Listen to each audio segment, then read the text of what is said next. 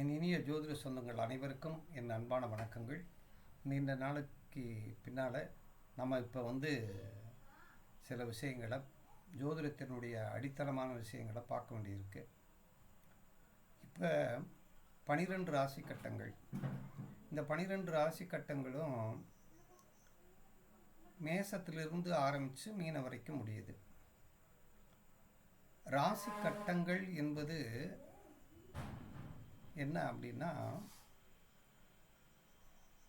பூமி வெளியில் இருக்கக்கூடிய ஒரு வட்டத்தை, இந்த பூமி தான் இந்த ராசி கட்டம். ஒரு மனிதன் பிறக்கும்போது அவன் இந்த பூமியில் தான் பிறக்கிறான், இந்த ராசி கட்டத்தில் தான் அவன் பிறக்கிறான். அதனால் இந்த ராசி கட்டத்தை அவனாகவே நாம் பாவிக்கிறோம். ஒரு மனிதன் பிறந்துட்டான்னா அவனுடைய ஜாதகம் இந்த ராசி கட்டத்துக்குள் இருக்கு, அவன் இதுக்குள்ளே பிறக்கிறான். அப்போ அந்த 12 ராசி கட்டத்துக்குள்ளே எந்த ராசி கட்டத்தில் அவனுடைய லக்னம் விழுகுதோ அதுதான் நம்முடைய பிறப்பு. அப்போ இந்த ராசி கட்டத்தில் பிறந்த உடனே எந்த ராசியில் பிறந்திருக்கிறான், அவன் லக்னம் எங்கே ஆரம்பிச்சிருக்கு, அவனுடைய உயிர் புள்ளியானது அவனுடைய பெர்த்து, அதாவது தாயினுடைய கருவறையிலிருந்து வெளியே வந்த உடனே தொப்புள் கொடியை கட் பண்ணுறோம். தொப்புள் கொடியை கட் பண்ணோன்னா அவன் முதல் சுவாசத்தை எடுக்கிறான். அந்த முதல் உயிர் சுவாசம் எப்போது எடுக்கப்படுகிறானோ அதுதான் பெர்த்து. அந்த பிறப்பு, அந்த பிறக்கும்போது எந்த ராசி உதயமாயிருக்கு, எந்த ராசி, எந்த நட்சத்திரம், எந்த பாதம், எந்த டிகிரி, எந்த மினிட்ஸு, எந்த செகண்ட் அப்படின்னு தெரியணும். இதுதான் மிக முக்கியமானது. அப்போ லக்னமே ஒரு ஜாதகர், லக்னம் தான் பிரதானமானது. அதனால் லக்னத்தை நாம் இந்த இடத்துல குறிப்பிடணும். ஆனால் 12 ராசி கட்டத்தில் 9 கிரகங்கள் சுழற்சிக்கிட்டே தான் இருக்கும், சஞ்சாரம் செஞ்சுக்கிட்டே தான் இருக்கும். அப்போ சஞ்சாரம் செய்யும்போது 9 கிரகங்களும் ஒவ்வொரு ராசி கட்டத்தில் இருக்கும், ஒவ்வொரு நட்சத்திரத்தில் இருக்கும், ஒவ்வொரு பாதத்தில் இருக்கும், ஒவ்வொரு டிகிரியில் இருக்கும், ஒவ்வொரு மினிட்ஸில் இருக்கும், ஒரு செகண்டில் இருக்கும். அப்போ லக்னம் என்பது உயிர். லக்னம் எப்போது வருதோ அப்போதான் பாவங்களே ஆரம்பிக்குது, வீடே தொடங்குகிறது. அதுக்கு முன்னாடி ராசியாக இருக்குது. நீங்கள் நல்லா கவனிச்சுக்கணும், ராசியாக தான் இருக்குது. இப்போ ராசி அப்படிங்கிறது முதல் அடித்தளம். இந்த லக்னம் என்பது ஆரம்ப முனை, ஆரம்பம், ஒரு பிறப்பினுடைய ஆரம்பம். இப்போ கிரகம் எங்கே இருக்குன்னு பார்க்குறோம், எந்த ராசியில் இருக்குதுன்னு பார்க்குறோம். அப்போ இந்த 360 டிகிரி கொண்ட இந்த ராசி மண்டலத்தை 9 கிரகங்களும் அதுக்குள்ளே இருக்குது. அப்போ அந்த 360 டிகிரி கொண்ட இந்த ராசி மண்டலத்தை 9 கிரகங்களும் இந்த நட்சத்திரத்தின் அமர்ந்திருக்கு. இன்னைக்கு குரு எங்கே இருக்காரு, சனி எங்கே இருக்காரு, கேது எங்கே இருக்காரு அப்படின்னு பார்த்தோம்னா, கிரகத்தை அடைக்கிறதுக்கு நட்சத்திரம் மிக முக்கியமானது. நட்சத்திரம் இல்லை அப்படின்னா கிரகத்தை அடைவு செய்ய முடியாது. ஒரு கிரகத்தை நாம் பார்க்கணும் அப்படின்னா அந்த நட்சத்திரத்தின் வழியாகத்தான் கிரகத்தை பார்க்கணும். இது மிக புரிஞ்சுக்கிறோம் நீங்கள், அடித்தளமான விஷயம். அப்போ பாவம், வீடு, மனை, ஹவுஸு எல்லாம் ஒன்று தான். அப்போ ராசி கட்டம் அப்படின்னு சொன்னோடனே இதில் 2 விஷயம் இருக்குது. ராசி கட்டத்தில் பாவம் என்பது நிகழ்வுகளை சொல்லுகிறது, சம்பவங்களை பிரித்து சொல்கிறது.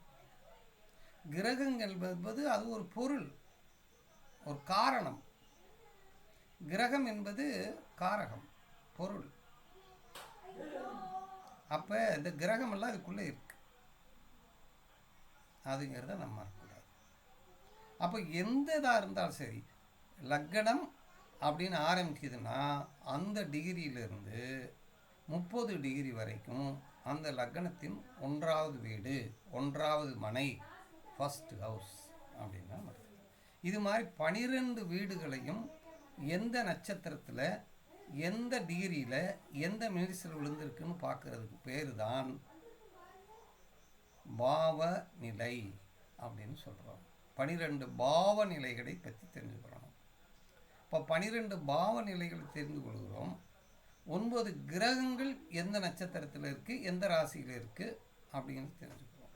இந்த 2 கான்செப்டை நீங்கள் புரிஞ்சுக்கிறோம். அடிப்படையில் ஜோதிடத்தில் புரிஞ்சுக்கிறோம். அப்போ இப்போ மேச லக்னம் ஆரம்பம்னு வச்சுக்கோங்க. இந்த மேச லக்னம் ஆரம்பிச்சிட்டா அந்த மேச லக்னத்துக்கு 1ஆம் பாவம் ஆரம்பம். மேசத்தில் ஆரம்பம். மேசத்தில் 10 டிகிரியில் 1ஆம் பாவம் ஆரம்பிச்சிருக்குன்னா ரிஷபத்தில் 10 டிகிரி வரைக்கும் 1ஆம் பாவம் தான். அப்போ பாவம், வீடு, ஹவுஸ் என்பது 2 ராசியிலும் வரலாம்,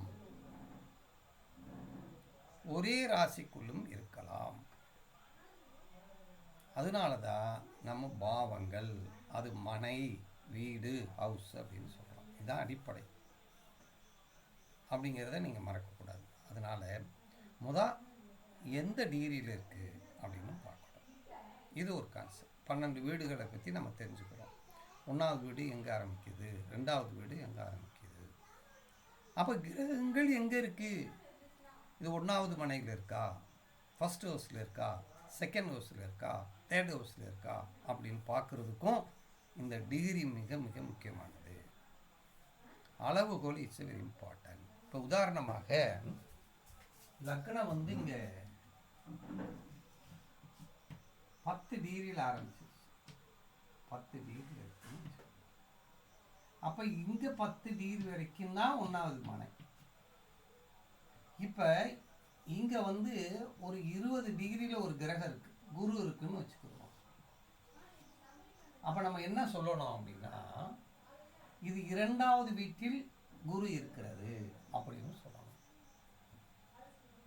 இதை நீங்கள் பார்க்கணும். அப்போ டிகிரி வைஸ் நமக்கு தெரியணும். எது இருக்கணும்? 9 கிரகங்களும் எந்த டிகிரியில் இருக்குது, எந்த நட்சத்திரத்தில் இருக்குது. டிகிரின்னு தெரிஞ்சால் நமக்கு நட்சத்திரம் தெரிஞ்சிடும் அப்படிங்கிறத நம்ம புரிஞ்சுக்கிறோம். லக்னம்ங்கிறது தெரியணும், வீடுங்கிறது தெரியணும். இது அடிப்படை. அப்புறம் பலன் சொல்கிறதுக்கு இது தேவை. இதுதான் அடிப்படை. இதை நீங்கள் அடிப்படையில் புரிஞ்சுக்கிறணும். அப்போ இதில் 30 டிகிரி இருக்குது, 30 டிகிரியில் இது 10 டிகிரி இருக்குது.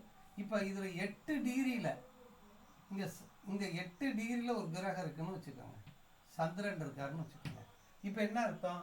12ஆவது வீட்டில் சந்திரன் உள்ளார் அப்படின்னு நம்ம எடுத்துக்கலாம். நண்பர்களை நல்லா கவனிக்க வேண்டியது என்னன்னா, இதுதான் முக்கியமான விஷயம். அப்போ நாம் படிப்பது அனைத்தும் துல்லிதமான கணித முறை. துல்லிதப்படுத்தி தான் நாம் அதை பலன் பார்க்க போகிறோம், ஏனோ தானோன்னு பார்க்க போகிறதில்ல. அப்போ எந்த வீட்டில் எந்த கிரகம் இருக்கிறது, எந்த வீட்டில், அதாவது வீடுன்னு சொல்லலாம், மனை அப்படின்னு சொல்லலாம், பாவம் அப்படின்னு சொல்லலாம், ஹவுஸ் அப்படின்னு சொல்லலாம் இங்கிலீஷில். அப்போ இது எந்த பாவம்? இதான் பாவம், பாவ ஆரம்பம் அப்படின்னு நம்ம எடுத்துக்கிறோம். அப்போ நம்ம படிப்பதெல்லாம் முதல் மனை எங்கே ஆரம்பிக்குதோ, 2ஆவது மனை எங்கே ஆரம்பிக்குது, 3ஆவது வீடு எங்கே ஆரம்பிக்குதுன்னு பார்க்கணும். இதுதான் மிக முக்கியமானது நண்பர்களே. இது அடிப்படையான ஒரு விஷயம். அதுக்கடுத்து ஒரு கிரகம் இந்த ராசிக்குள்ளே இருக்கும்போது அந்த கிரகம் ஆட்சியில் இருக்கா, உச்சத்தில் இருக்கா, நீசத்தில் இருக்கா, மூல திரிகோணத்தில் இருக்கா, பகையில் இருக்கா, நட்பில் இருக்கா, சமத்தில் இருக்கா அப்படின்னு பார்க்கறதுக்கு நம்ம சில முறைகள் இருக்கு, சொல்லி கொடுத்துருக்கோம். இப்போ பாருங்க, ஒரு கிரகம் ஆட்சியில் இருக்கா, ஒரு கிரகம் ஆட்சியில் இருந்தால் அது சொந்த வீட்டில் இருப்பது போல அதுக்கு பட்டா போட்டு கொடுத்துருக்கோம். அது எப்படி இயங்கணுமோ அதே மாதிரி இயங்கும். இப்போ நான் என் வீட்டில் இருந்தேன்னா நான் படுப்பேன், எந்திருப்பேன், உட்காருவேன், போவேன். ஆட்சி என்பது சொந்த வீடுன்னு அர்த்தம். ஒரு கிரகம் ஆட்சியாக இருந்தால் அது சொந்த வீட்டில் இருக்கிறது. இப்போ செவ்வாய் இங்கே இருக்குன்னா ஆட்சி பெற்றிருக்கிறதுன்னு அர்த்தம் அப்படின்னு அர்த்தம். அப்போ ஆட்சியில் இருந்தால் அந்த கிரகம் தன் சொந்த வீட்டிலே சௌரியமாக இருக்கு, சிறப்பாக இருக்கு அப்படின்னு அர்த்தம். ஒரு கிரகம் சிறப்பாக இருக்குது.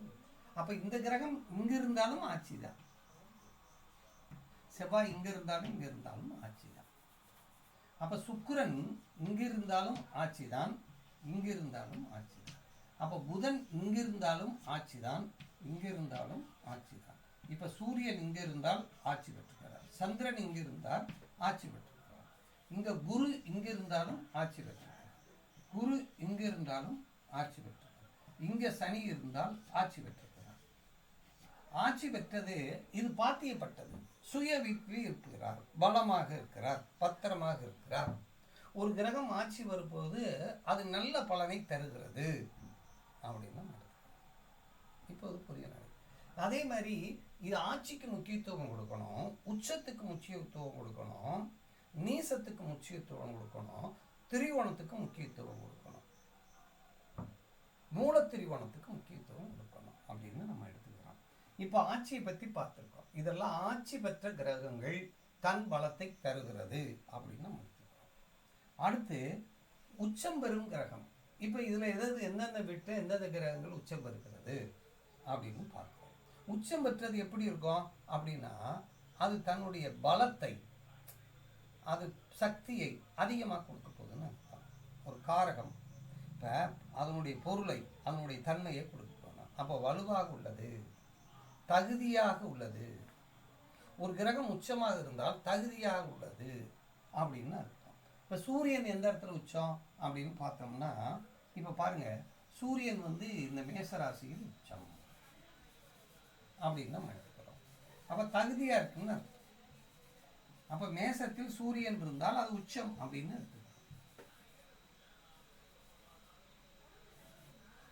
இதே மாதிரி மேசத்தில் சூரியன் உச்சம், இங்கே சந்திரன் உச்சம், இங்கே எந்த கிரகம் உச்சம் இல்லை, இங்கே எந்த கிரகம், இங்கே குரு உச்சம், இங்கே எந்த கிரகம் இல்லை, இங்கே புதன் உச்சம், இங்கே சனி உச்சம், இங்கே ராகு கேதுகள் உச்சமாக சொல்லப்பட்டிருக்காங்க. அடுத்து இங்கே எந்த கிரகம் உச்சம் இல்லை, இங்கே வர்றோம், இங்கே செவ்வாய் உச்சம், இங்கே எந்த கிரகமும் உச்சம் இல்லை, இங்கே சுக்கிரன், இங்கே புதன் உச்சம், இங்கே என்னன்னா சுக்கிரன் உச்சம், இந்த வீட்டில் சுக்கிரன் உச்சம். அப்போ இங்கே சூரியன் உச்சம், இங்கே சந்திரன் உச்சம், இங்கே யாருமே இல்லை, இங்கே குரு உச்சம், இங்கே யாருமே இல்லை, இங்கே புதன் உச்சம், இங்கே சனி உச்சம், இங்கே யாருமே இல்லை, ராகுகேது உச்சம் அதை விட்டுருவோம், இங்கே யாருமே இல்லை, இங்கே யாரும் இல்லை, செவ்வாய் உச்சம், இங்கே யாருமே இல்லை, இங்கே சுக்கிரன் உச்சம். இந்த அடிப்படை. அப்போ உச்சமாக இருக்கான்னு என்ன அர்த்தம்? கிரகம் வலிமையாக உள்ளது அப்படின்னு அர்த்தம். கிரகம் வலிமையாக இருக்கிறது, பலமாக இருக்கிறது. இப்போ ஒருத்தர் வர்றாரு, ஒரு குழந்தை பிறந்துருச்சு, குழந்தை பிறந்த உடனே சூரியன் உச்சமாக இருக்கு, அவங்க அப்பா எப்படி இருப்பார்? தகுதியானவராக இருப்பார் அப்படின்னு அர்த்தம். அப்போ சூரியன் இந்த ராசிக்குள்ளே இருக்கும்போது உச்சமாக இருக்கிறார்கள்.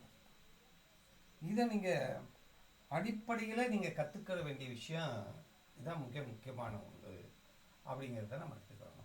இதுக்கு நீசம்ங்கிறது 7வது வீட்டுக்கு இங்கே வந்தால், இங்கே சனி வந்தால் நீசம், இங்கே சந்திரன் வந்தால் நீசம், குரு இங்கே வந்தால் நீசம், சுக்கிரன் இங்கே வந்தால் நீசம், புதன் இங்கே போனால் நீசம், செவ்வாய் இங்கே போனால் நீசம் அப்படிங்கிறத நம்ம எடுத்துக்கிறோம். அப்போ நீசம் பார்த்துட்டோம். அப்போ ஆட்சி. அடுத்து மூலத்திரிகோணம் அப்படின்னு சொல்கிறாங்க. மூலத்திரிகோணம்ங்கிறது சொந்த வீட்டில் ஒரு கிரகம் மூலத்திரிகோணம் அவங்க சொந்த வீட்டில் தான் அடையும். ஆனால் சந்திரன் மட்டும் மூலத்திரிகோணமும் உச்சமும் சுக்கிரனோட வீட்டாக ரிஷபத்தில் அடைகிறது. இங்கே தான் மூலத்திரிகோணமும் அடையுது, உச்சமும் அடையுது. அப்போ மூலத்திரிகோணம் இங்கே சூரியன், இங்கே புதன், இங்கே பாருங்க சனி, செவ்வாய், குரு, சுக்கிரன், செவ்வாய் பார்த்துட்டோம், சூரியன், சந்திரன், செவ்வாய், புதன், குரு, சுக்கிரன், சனி பார்த்துட்டோம். அது மூலத்திரிகோணம் அடைகிறது. மூலத்திரிகோணம்னா என்ன அர்த்தம் அப்படின்னா செல்ல பிள்ளைகள் எல்லாம் எப்பயுமே இயங்கி கொண்டிருப்பார்கள் அப்படின்னு. இதில் பாருங்க, ஆட்சியாக இருக்கிறதும் உச்சமாக இருக்கிறதும் மூலத்திரிகோணம் அடையக்கூடிய சக்தி இந்த புதனுக்கு மட்டும்தான் இருக்குது. இந்த வீட்டில் மூலத்திரிகோணாலையும் ஆட்சி அடையும். இங்கே உச்சமடையும் மூலத்திரிகோணம் அடையும். இங்கே செவ்வாய் என்னது மூலத்திரிகோணம் அடையுது, அதே மாதிரி ஆட்சியும் அடைகிறது. அப்படி நம்ம எடுத்துக்கணும். இது டிகிரி வைஸாக வந்து நாளை அடுத்த வகுப்பில் நம்ம பார்க்க போகிறோம். அதனால் அன்பர்களே, ஒரு கிரகம் வந்து எப்படி பலனை தரும் அப்படின்னா, அந்த கிரகம் பலமாக இருக்கிறதா, அது அந்த எந்த பலத்தில் உள்ளது என்பதனை நாம் பார்க்க வேண்டும். அன்பர்களுக்கு இது புரிந்திருக்கும்னு நினைக்கிறேன். இதிலிருந்து நாம் இன்னும் தெளிவாக பார்க்க இருக்கிறோம். அடுத்த வகுப்பில் நல்லா சந்திப்போம். வாழ்க வளம்.